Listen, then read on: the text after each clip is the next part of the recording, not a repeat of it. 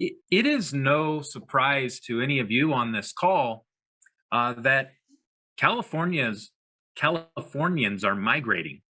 And I've invited four guests. We'll see if all four will be here today, but I've invited guests from Texas to Idaho, Tennessee, als- as well as Florida to kind of talk about this migration that's occurring.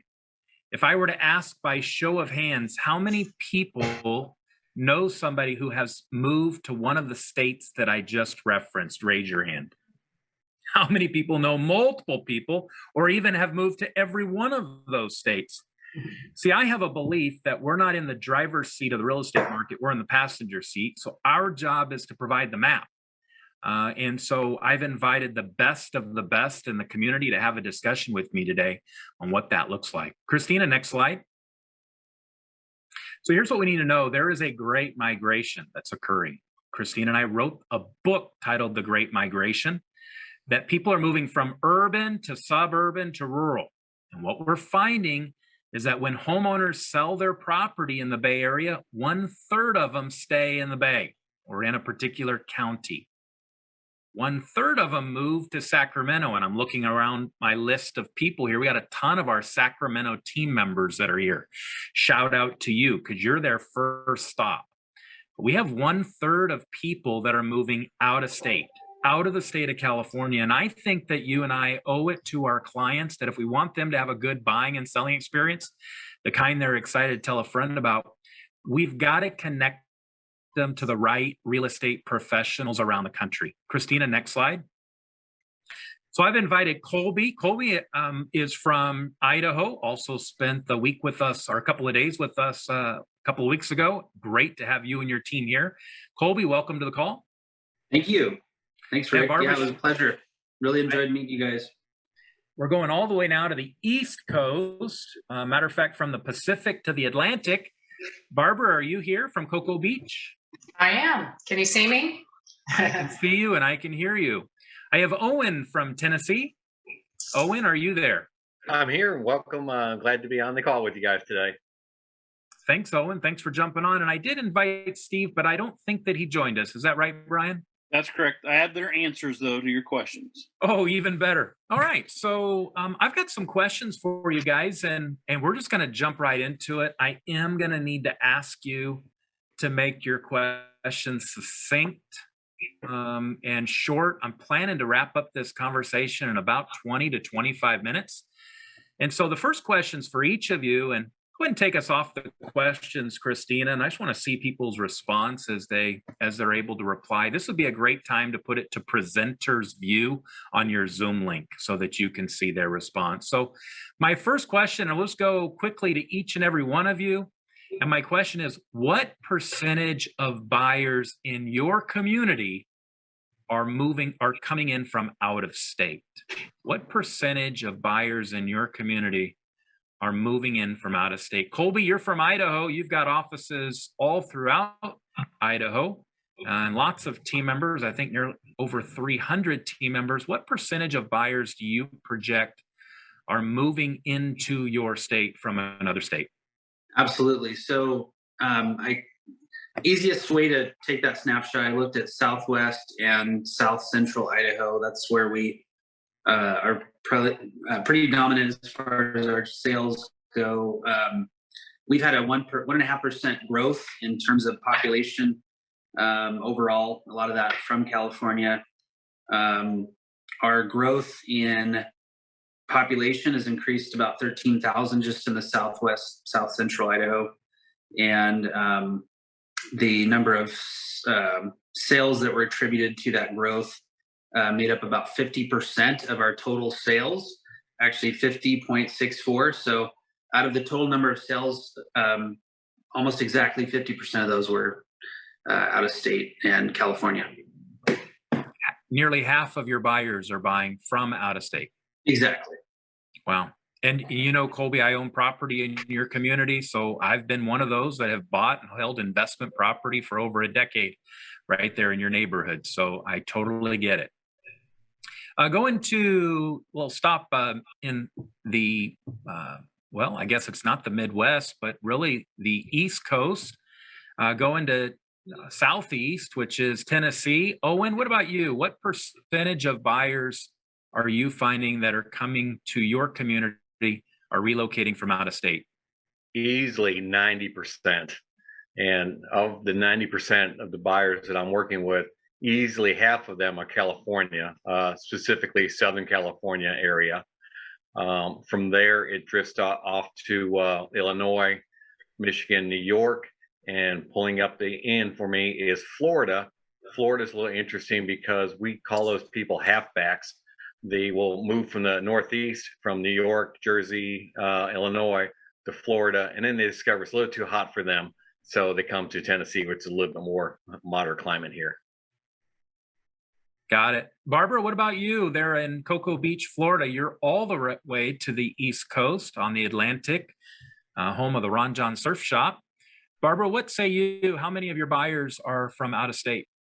We're pushing 50% as well. And Owen, to your point, we're curious how some of these transplants are going to do when a hurricane hits. You know, us Floridians are used to it, and we just hunker down. But I'm sure they're going to be a surge. We get a surge of relocations from Florida after any hurricane.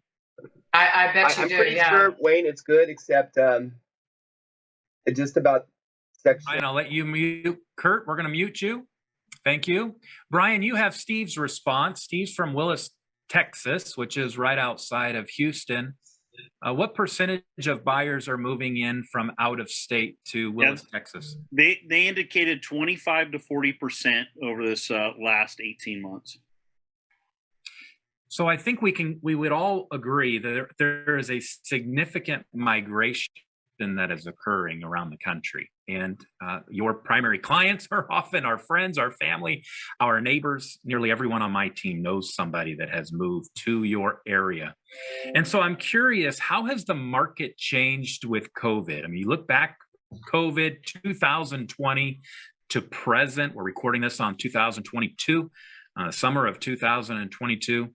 Colby, what say you? How has the market changed based on since COVID occurred there in Idaho? Yeah, so obviously at the very beginning of COVID and even throughout, we had a lot of change in terms of, and that's when a lot of the out of state influx really increased from kind of a lower level of influx to a very, like I mentioned, 50% level of influx in terms of the amount of buyers we're working in that are relocating. And a lot of that just had to do with remote working. A lot of it had to do with lifestyle change. A lot of people moving here because of raising kids, schools, things like that. But COVID really definitely started to get people thinking in terms of where they wanted to live. And Idaho was definitely a destination spot. A lot of it had to do with affordability of our area. That's changed a lot since COVID. Affordability is no longer the reason why we're seeing a lot of people move here. And we'll go over that. I know one of your future questions is about prices and stuff like that and what we're seeing. But COVID definitely impacted our market and unbalanced our supply and our demand. I think, we had a more of a healthy supply, for a while, and we started to get to where we had well under 1 month of supply compared to the amount of demand during COVID. So that was definitely constrained, and we're starting to see that lighten up a lot, which we'll go over with the later question you're going to ask. So, Owen, what say you? How did COVID impact your market? All right, so I'm going to preface this by saying that I know a lot of people got very sick, passed away, and it's been hard on a lot of folks. COVID's absolutely the best thing that's ever happened to my business. It just turned, we always had, people relocating to the area. It just, stuck the accelerator to the floor. And of course, with that comes the price appreciation, becomes new strategies for getting offers accepted. Valuations are, went sky high. So, really the COVID drove people into a less restrictive environment here. People that had the options to work from home They were the first ones to come here, people that could work from home. Now I'm seeing more and more people are just retiring out. Now it's time to go and coming here. So there's the COVID was just put gas on the fire that was already there. Great point, Owen. Barbara, how about you on the Space Coast, right there at the Kennedy Space Center? What did you find? How did COVID impact your market? Same issue or same points that Owen and Colby brought up. What we found maybe a little different from where you are is we're a barrier island community for the most part. That's a lot of our sales. And Cocoa Beach and Cape Canaveral especially have a very high number of short-term rental properties. And we started seeing, because people with not just, well, COVID started driving it, people working remotely, choosing a beach life, but investing 1031 money. So we just had this crazy ramp up of price appreciation and bidding wars. And I had one 1031 buyer. They bought 2 properties this year from us, and they were just driving the price up. And I said, hey, I'm getting a little concerned. You're getting pretty high. And he said, Barbara, I have to park this money somewhere. It's almost, he said, I don't want to be flippant, but it's almost monopoly money. He said, I'm taking it from Vail and moving it here. And, so we just had that on top of, I don't know if you have a lot of 1031 money, but we have a ton of it in our area, a lot of cash, 1031 investors. So, but that's, we're seeing days on market stack up and some price reductions. Listings are increasing every day. So market's changing. Yeah, I'm going to get to that question, but I kind of want to ask this first. We can hear you, buddy. Sorry, guys. My screen went complete blank. I want to ask this first. What do you get for your money for a 3-bedroom, 2-bath, say around 1,400 square feet? Colby, we'll start with you in Idaho. What do you get for your money? What would that property? What's the list price on that property? It depends on the county. So Boise, everybody knows Boise. I live in a city just outside of Boise. 20 minutes, 15 minutes from Boise. In my area, really nice area, you can get a 3-bed, 2-bath, 1,500 square foot house, for under 400, about 398. And newer home, it's kind of the average, not brand new, brand new has a premium, but, definitely newer. Probably within 20 years of age or newer. And then Ada County, which is Boise, that's right in Boise in the heart of state capital. You're looking at about a $449 price for the same type of home. So we've always paid about $50,000 more, roughly, a certain percentage more to live right in Boise versus right outside of Boise. So yeah, anywhere from just under 400 up to about 450. 400 to 450. Owen, what say you? You're at the base of the Smoky Mountains.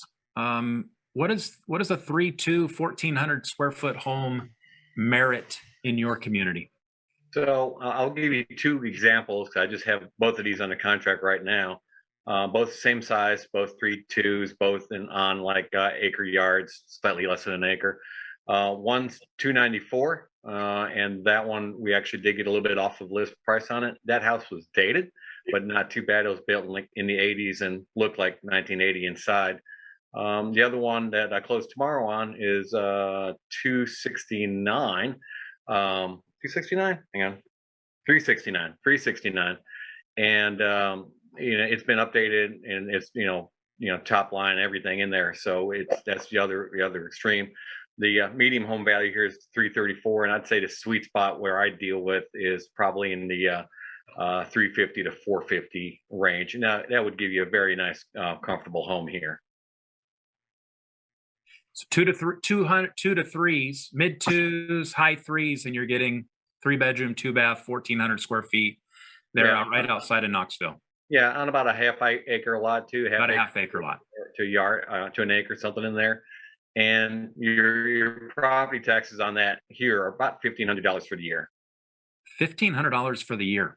for the year. Wow, that's incredible.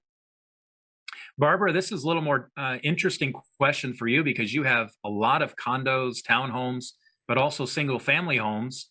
Can you speak to a 3-2, 1,400 square feet in your market? What would you get? So on the beaches, barrier islands, big difference from mainland. You're 650 to 700,000 renovated 1960s homes. That's gutted or almost gutted. And then if you go into the mainland, the further west you go, you'll 375, 400, in something in good shape. The big Awesome. difference. Insurance is much higher, property taxes on the beach. So. And you have a lot of condos versus single family residences. Lots of them. Can you speak to the price difference between a condo and a single family? Yeah, so the condos, we have everything from short-term weekly rental condos. We call those condo tels. They operate almost like a hotel, to 1 year minimum. So there's everything in between, 1 month minimum, 3 month.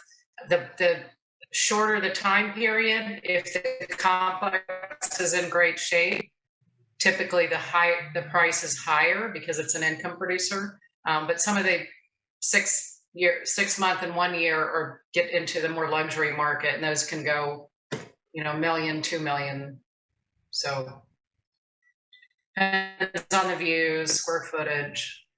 But it's hard to get a 1-1 without a water view for 200 anymore. 225, 250. And you've got a lot of water views. I mean, you got rivers, you got tons of lakes, and then of course you've got the Atlantic. All right, Yeah. I want to jump to the last question. I'm not sure this is relevant. I don't know the answer for some of your communities, but I'm curious with short-term rentals. We're seeing a massive increase, 87% increase in short-term rental investments since COVID. I'm curious, Colby, are you seeing short-term rental purchases, 1031 exchange into your market with out-of-state investors? Yes. So real quick, just because I did forget to mention this earlier, I know with interest rate changes, one thing is our days on market has gone up quite a bit, close to about a month as far as days on market for us right now, which is really high compared to what, if any of you worked in our market or sent referrals to our area before, you're probably seeing in 24 hours, everything was selling. That's not the case with how the interest rates have gone up. Short-term rentals, depends. Like we have resort areas that I work in. We have Coeur d'Alene, we have McCall, Cascade, we have Sun Valley, Idaho. Those are all really good destination spots with very good Airbnb potential. Boise is great for short term. I've owned an Airbnb in Boise that was a condo, and I own an Airbnb now in Nampa, and great, way better return on your investment than having just a normal renter on a lease type situation. And they stay booked. So they do stay booked. I don't own the company, but I have an agent in my office that has a management company for short-term rentals. So if you need any connections with a property manager for short-term rentals, I know someone in my office that I can refer people to as well. But yeah, definitely there's a successful short-term rental market, both here in the area that I'm in, and then also in other areas that we have coverage in with agents that are more resort areas as well. Awesome. Thank you, Colby. Yeah. Owen, what say you there in the volunteer state? Are you seeing short-term rentals availability? Are you seeing out-of-state investors purchase them, rent them out? What say you? So yeah, we've got a lot of out-of-state owners for the short-term rentals. Now here we're in the mountains. We have a lot of cabins, close to Dollywood, Ripley's, that kind of thing. So there's a huge demand, Gatlinburg, Pigeon Forge for those kind of properties. And we have seen people bringing money in on 1031 exchanges, trying to do that. The MLS did send out a little blurb this morning that said 50% of all new listings go under contract within 4 days. And I would venture to say another 40% of that didn't go under contract in 4 days, went under contract, in a week. So, things are still moving tight. I have seen some softening in the overnight market at a price point above like $1.5 million up. Those premium properties, that's very premium property around here, short-term rental wise. Those seem to have slowed down the most. Anything million and under is still going very, very quickly. Multiple offers, over list price, that kind of thing. Thanks, Owen. Appreciate that. $1.5 million. Are you on the lake or on the river? You're in the mountains. You're in the mountains. In the Smoky Lots Mountains. of mountain view and probably a indoor pool. Wow, pretty cool. Barbara, last question. I'm in contract with you right now on a short-term rental, doing a reverse 1031 exchange. How prevalent is that in your market for real estate investors to purchase Airbnb short-term rental properties? Probably half of our business comes from investors in that market. So 2019, Cape Canaveral was named in the top 10, one of the Airbnb destinations in the world for hits, for bookings. So just so you'll understand where we're located, Cocoa Beach and Cape Canaveral, we're an hour from Disney, 30 minutes to Kennedy Space Center, 10 minutes to the port for cruising. You have the beaches, the launches. So people come, it's a destination, and they go hit the, various points of interest. So very, very prevalent here. And you've got a really cool office right there in downtown Cocoa Beach. Yeah. If you're ever here, stop and say hi. Well, hey, team, would you appreciate our panelists today? Colby, thank you so much for joining us. Owen, really appreciate it, man. Barbara, it's always great to see you and work with you. Really appreciate your time. We'll make sure your contact information gets out to our team members when they have referrals. Thank you, guest, for joining us. We really appreciate it. Thanks, Rick. Thanks. Take care. Christina, would you put up the slides, and I'll finish this discussion on our partners here around the country. Next slide. I didn't get to all my questions. I was trying to move through quickly, and they tended to cover it, but you will find that all of their markets are beginning to make adjustments as a result of the rising interest rates. We're seeing some softening in both Tennessee as well as in Idaho. And we're even seeing some price adjustments in Florida there on the coast. So all of these people can be found at rixpros.com. We have 140 people. We have 48 states covered. We have Canada, Mexico, rixpros.com. You'll be able to connect with Barbara. You'll be able to connect with Colby. You'll be able to connect with Owen, and so many others are there. We literally have nearly every state picked out. Next slide. So why am I bringing this to you? Last week, I talked to you about our goal is to help you do more and with more opportunities. We believe more opportunities will help you serve better your clients and to be able to serve more of them. We believe more opportunities will provide each team member an opportunity to achieve their goals. And we believe more opportunities will allow our team to fulfill its purpose by providing our clients the kind of experience they're excited to tell a friend about. So we're bringing them to you so that you'll have more opportunities. You're not just in a place where people say, I'm moving out of state. You say, great, I'll help you here and go find an agent there. No, you go find an agent there. They'll pay you a referral fee. It's the highest leverage use of your time, and it gives you the power of doing more with more opportunities. Christina, we have a shareable for our team members today. Would you kind of share with what you've put together? Sure. So like you just heard, it's a great opportunity for you, but your SOI won't know about it unless you tell them. So here's a great shareable. I'm going to put on our team Facebook page after this meeting, and I'll tell you what to write. Just copy it, paste it, and let your SOI know the great opportunity that you're presenting them with. So the entire month of July, we're going to be focusing on how you can have more opportunities, how we can do more with more opportunities that are available. And so make sure you're here at every one of our team meetings, and we'll continue to share those opportunities with you.